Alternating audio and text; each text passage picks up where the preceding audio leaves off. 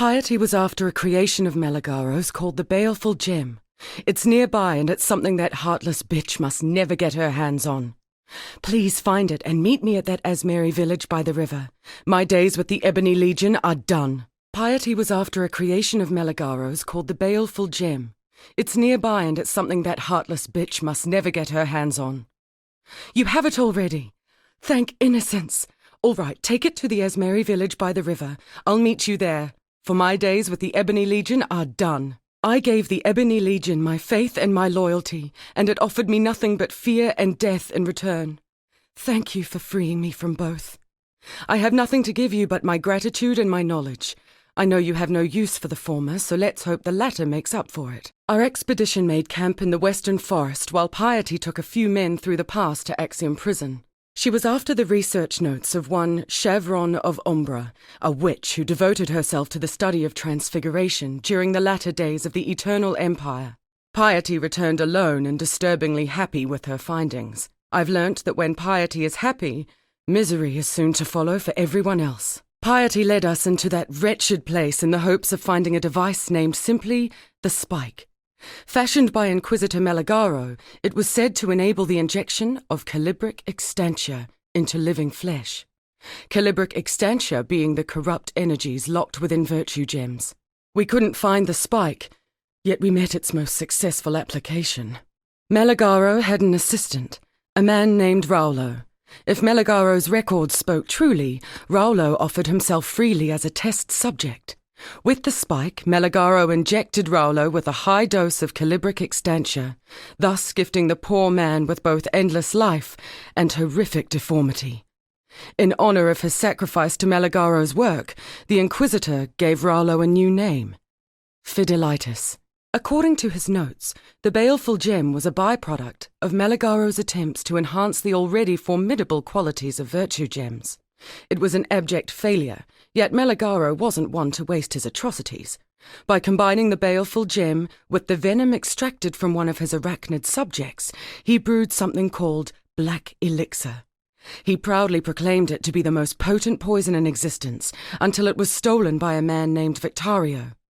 It was rather entertaining to read Meligaro's intentions for Victario once he caught the man. Twisted, yet I can't fault the Inquisitor's creativity. Piety would have concurred with Eramir's theory about that northwestern ruin. The Val were a powerful civilization predating even the Eternal Empire, and Piety very much wanted to see what toys the Val might have left for her to play with behind those stone doors. Yet we couldn't budge them, not with that giant of a tree holding them fast in her roots. You now carry a cure to that problem, or rather a useful illness. Use the Spike to inject the Baleful Gem's calibric extantia into the roots. One day soon, Piety will find her way into that ruin. You need to get there first. There's one bright spot in this darkness you've released. At least it was you who did it, and you can undo it, I know it. Had it been Piety, we'd likely never see the sun again. A man-crafted mountain of 4 sheer sides. That's a pyramid. Val architecture. I've covered a lot of the countryside with Piety and seen nothing like that. Still, history is in the habit of burying its dead. Perhaps you could try looking down instead of up. The blackguards will never stop pursuing someone they consider a traitor. I'm a danger to everyone around me and not long for this world if I can't find a place to hide. Based on what the Asmeri have told me of this region, the Dread Thicket is rumored to be a terribly dangerous and wild place. The blackguards will never search there. Let's travel separately to avoid detection, and I'll meet you there. That thing! It slaughtered everyone! Help me! I thought Dominus was a leader of vision, of purpose, the man who would resurrect the Eternal Empire. In truth, Dominus is only after power, the black thaumaturgical power locked within the virtue gems. He wishes to create a new empire, one in his own image. I drank every night to try and wipe that image from my mind. It's still there. Thank you for returning our reality to us. I think we've all had a glimpse of what could happen if Piety tries to harness the power of the Val for her own ends. Hello. Greetings.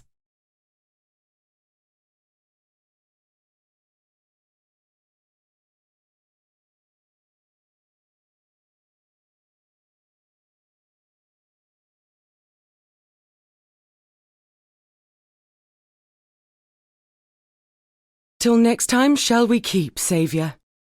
Farewell, farewell, farewell. Keep your life to your own. Keep your life to your own. Keep your life to your own. Journey well, journey well, journey well. Go with courage, go with courage, go with courage. Turn your back for the barest moment and Rayclast bites you in the proverbial. I imagine that's how you're feeling upon visiting us this time. It's how I feel about now. My poor Groost. A kind man. A strong man. And now... I begged him not to meddle with that relic. It washed ashore after the earthquake, and Groost simply had to know whether it was a danger to us. To me. The unholy thing within that device. It possessed Groost, turned him into a monstrosity. We fled the village, and as I turned back, I saw... he was killing them. The stragglers, killing them all, even the children. My Groost is dead. That thing that has stolen his body. Please, destroy it. My poor Groost. A good man blinded by bravery and hope. I guess that's why I loved him. He truly believed that if he stood against Helena, that courage would triumph. Even he should have seen it to be hopeless when they descended upon the village, enslaved us all. They cut his head clean from his body, stuck it on a pike, paraded it before us. Then it was as if the very rocks cried out against this cruelty. The earth shook and that blasphemous relic emerged from the water. Whatever was inside, it transformed Helena, turned her into... well, I suppose she simply became what she had been in her heart all along. My poor Groost, a good man blinded by bravery and hope. I guess that's why I loved him. He truly believed that if he stood against Creighton, that courage would triumph. Even he should have seen it to be hopeless when they descended upon the village, enslaved us all. They cut his head clean from his body, stuck it on a pike, paraded it before us. Then it was as if the very rocks cried out against this cruelty. The earth shook and that blasphemous relic emerged from the water. Whatever was inside, it transformed Creighton, turned him into... well, I suppose he simply became what he had been in his heart all along. My poor Groost, a good man blinded by bravery and hope. I guess that's why I loved him. He truly believed that if he stood against Oak, that courage would triumph. Even he should have seen it to be hopeless when they descended upon the village, enslaved us all. They cut his head clean from his body, stuck it on a pike, paraded it before us. Then it was as if the very rocks cried out against this cruelty. The earth shook and that blasphemous relic emerged from the water. Whatever was inside, it transformed Oak, turned him into... well, I suppose he simply became what he had been in his heart all along. I'm aware that you and Groost had something of a commercial relationship prior to his... accident. As is the Asmeri custom, Groost's few possessions have now passed to me. I'm by no means the warrior he was, yet I know my blades and bows well enough. At least it's something I can do to honour his memory, and to keep my mind off things.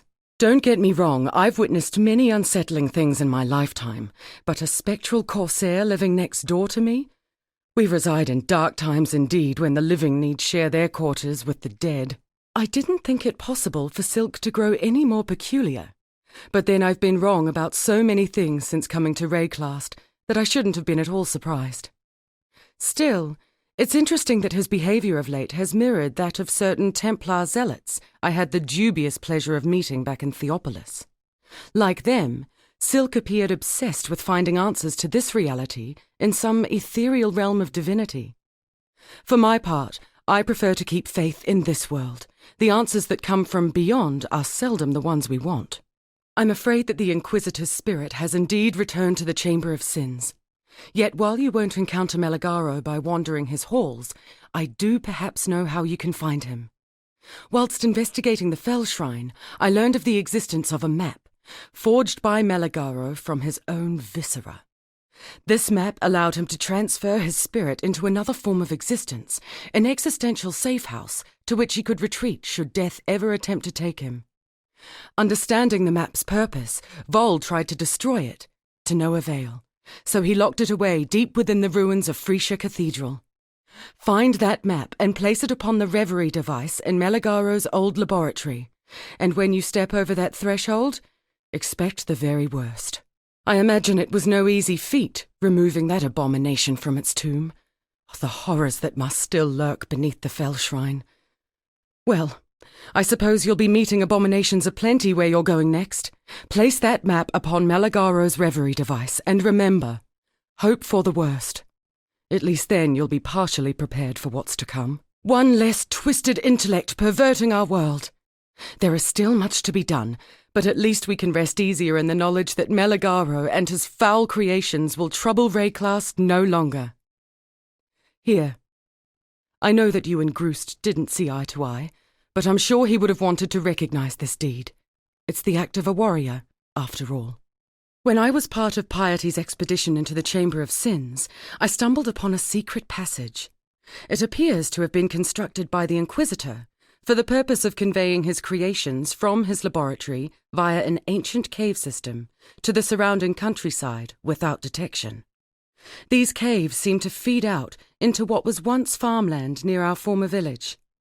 It may prove a useful route for you, although the passage was locked when I last stood before it. Let us hope that the key remains somewhere nearby. Yes, I thank you. Though I loved him, I know Groost was lost to me the very moment he touched that vile abomination. I will weep over his passing for many more nights to come, but I am happy that you avenged his honor and freed him from his torment. I'm a woman of science, not vengeance, yet in this case I'm willing to make an exception. I will continue to weep for Groost until time takes the pain from my heart. Your actions won't speed that process, yet I know, wherever he is now, my gentle warrior would appreciate the honor you've restored to him. There's an Asmeri shrine tucked away in the northern forest. Groost took me there, told me it was a memorial to those who had gone before him, a place where their spirits could rest.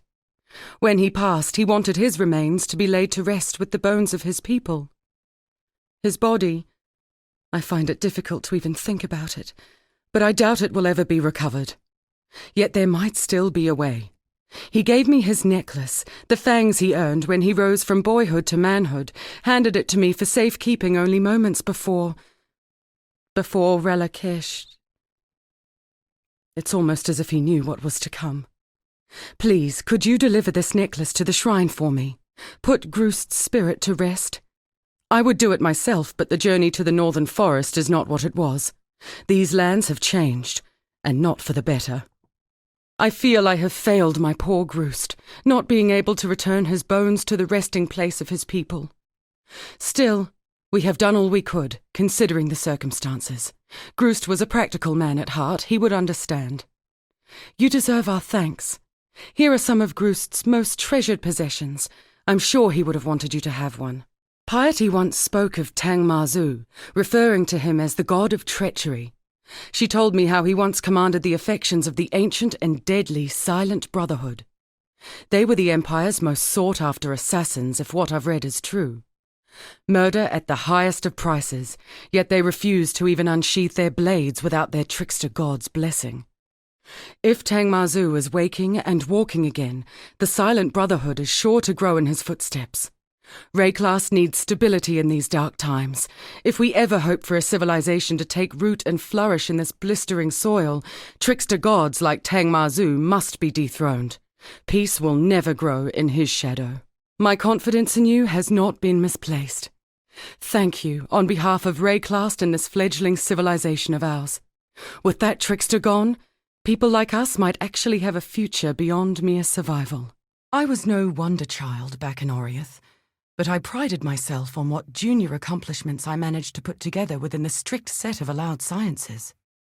Archaeology was my specialty, and Dominus and his ilk had an uncommon fascination with artifacts from the past.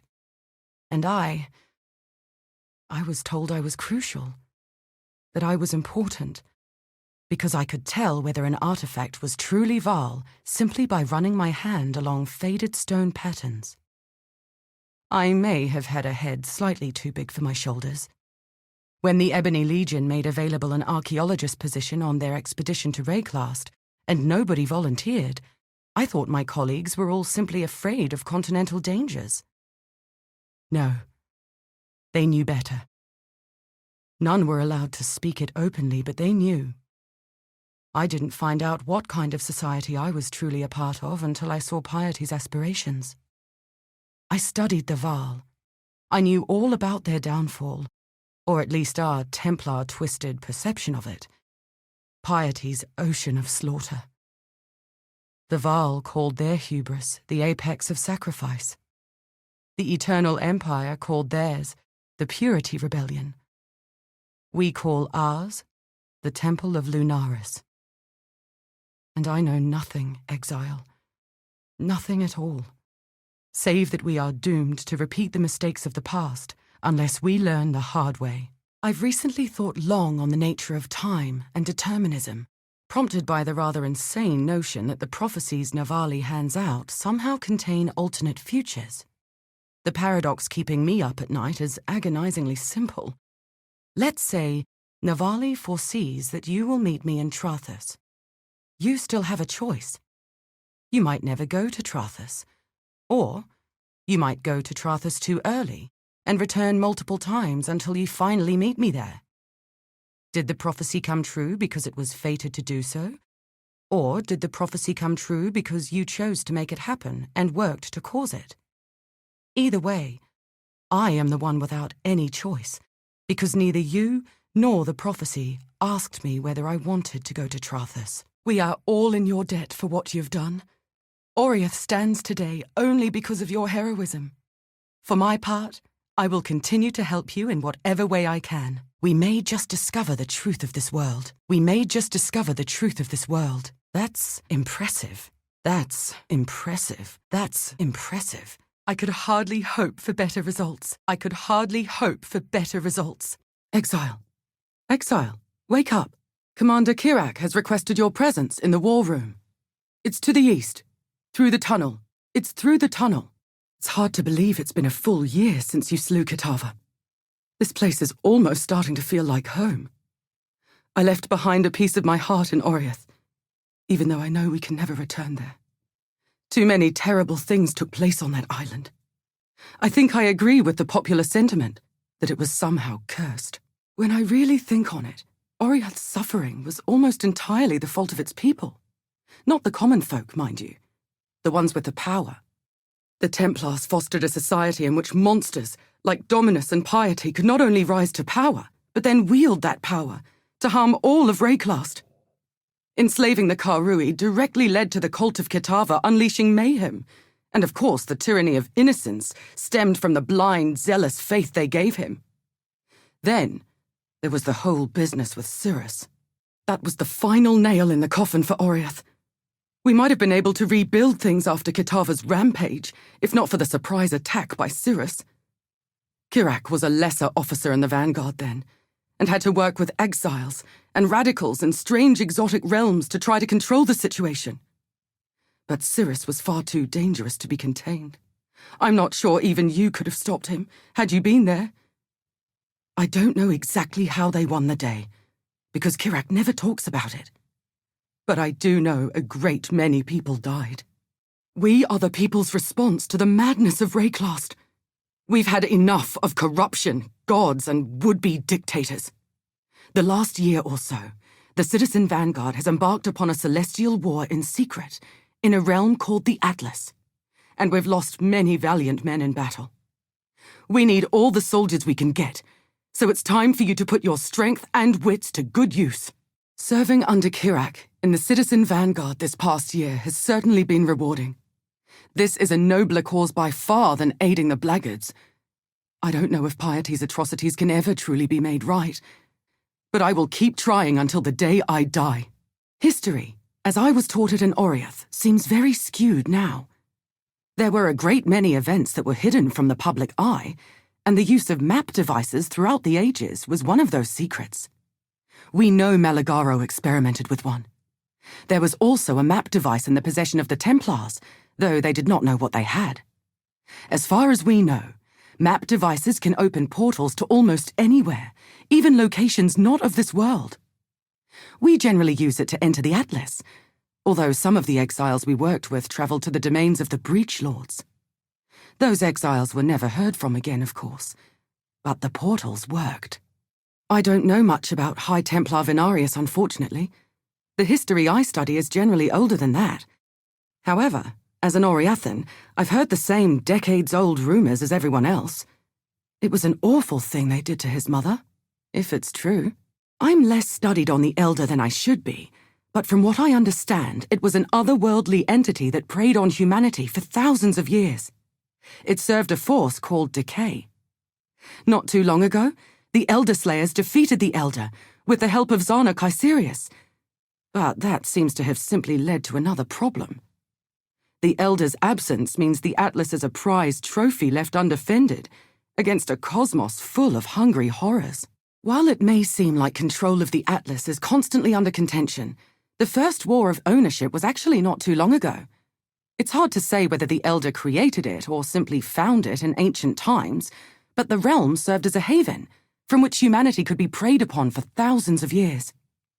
20 years ago, a man named Valdo Caesarius, Zana's father, was trapped in the Atlas by the actions of High Templar Venarius.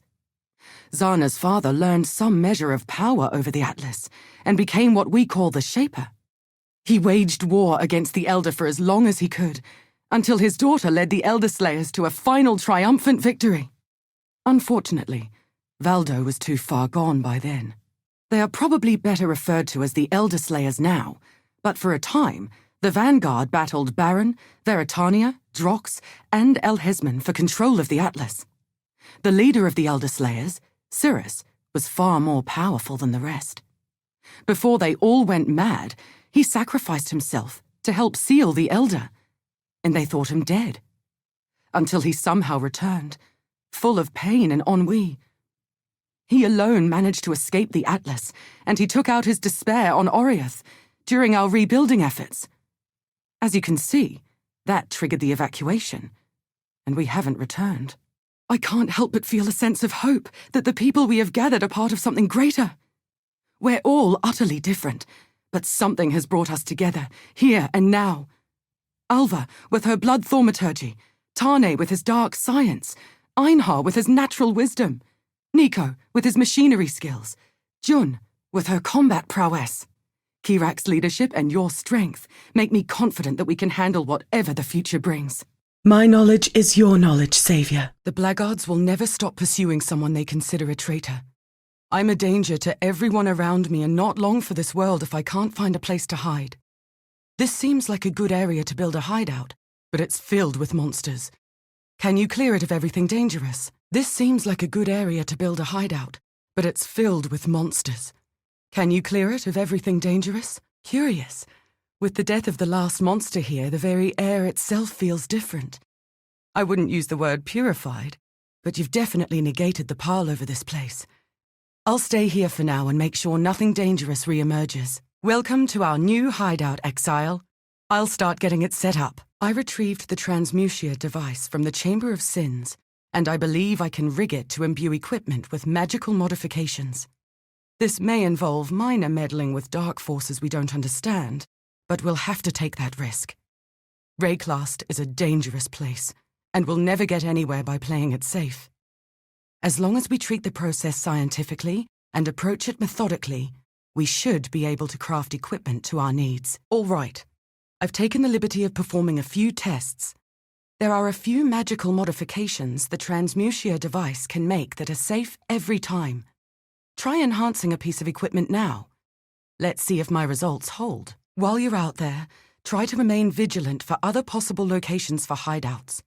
The blackguards never give up, and they may eventually stray close to this place.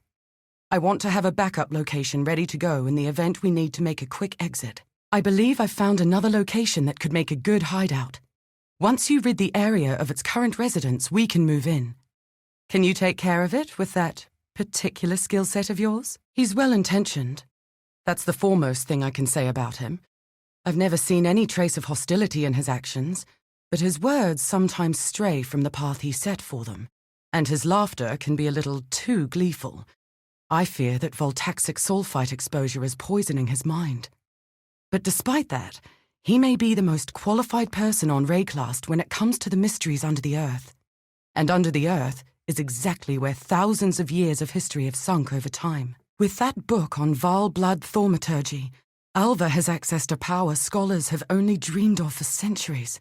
Traveling back in time sounds both insane and absurd, yet I've seen her incursions myself. It is both a curse and a blessing that she chooses to employ these incursions solely for personal gain. Yes, we could do so much more with the power to visit the past, but her focused interests also keep the timeline stable.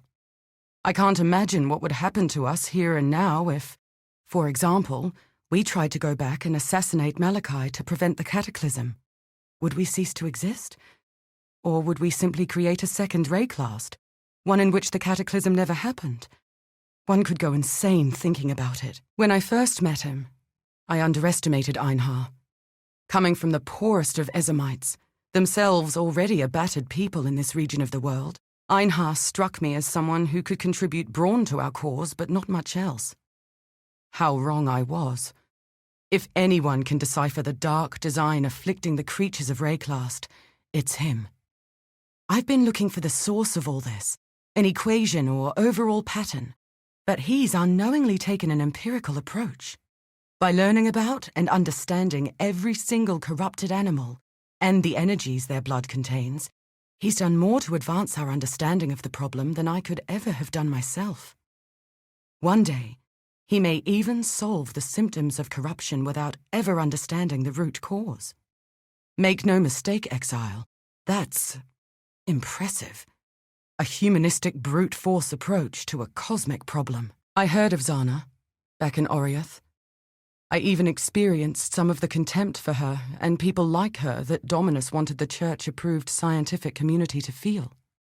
With those lies broken, now I see that she is a woman of science like me, and utterly dedicated to her cause. The forces she faces are orthogonal to the concerns of this life. I must worry about the real-world logistical and political concerns of Rayclast first and foremost, but I recognize that she is protecting us, in her own way. I find Navali's state of existence curious. She is present, sapient, and capable of self-directed action. In a land where the dead continually rise as mindless monsters, intent on nothing but destruction, Navali stands as a stark outlier. I suspect that she is trustworthy, only because of some Karui essence that still remains from her life before, carrying with it honor, duty, and respect. Were it piety or Dominus returning in such a form, the consequences would be unthinkable. Jun keeps to herself. It's clear that she's not used to trusting strangers. From watching her, I think she is dealing with the loss of her Akara by pouring everything she is into her mission. That's admirable, but dangerous. Keep her safe, Exile. The Order of the Jinn is real. You have no idea how much that means to me as an archaeologist. I was in an apprentice position, yes, but my colleagues still refused to listen to a degree I found absurd. I was convinced that there was a pattern behind the absence of artifacts of myth. My conviction reached a certainty so strong that if a colleague told me about an expedition they had in mind, and if the sought-after artifact was one of sufficient mythological renown, I would bet a month's pay that it would not be found at its supposed resting place. I never lost those bets, and now I know I was right, even though I didn't know the name of my theorized secret organization of relic keepers until now. The Order of the Jinn found and sequestered all of those powerful artifacts long ago, and good they did. Power like that in the hands of men like Dominus would be catastrophic. While asleep, while dreaming, I felt I was on the verge of a brilliant revelation. In one hand, I held one of Navali's little purple orbs, and in the other, I had cut my palm for one of Alva's blood thaumaturgy incursions. In my dream, I was a scale, balancing these two forces. No, they were one and the same, and I was caught inside their eternal vortex. And with me in that vortex, above, was the shouting, screaming, clawing and cawing web of life as taught to me by Einhar.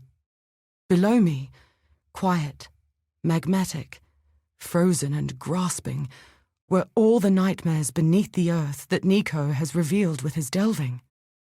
I thought I was the center of a strange balancing act, but no, Exile, it was not me. For I was dreaming. Zana was there, ahead, forging the dream, the unreal.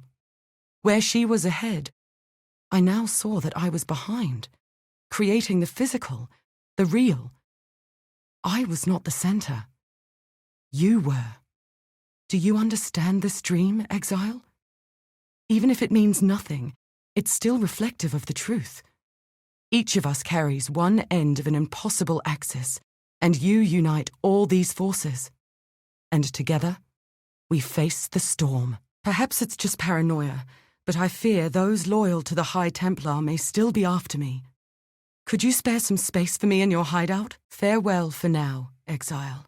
Many of the blackguard are still alive and scattered across Rayclast, but the organization has had its back broken after what happened in Oriath.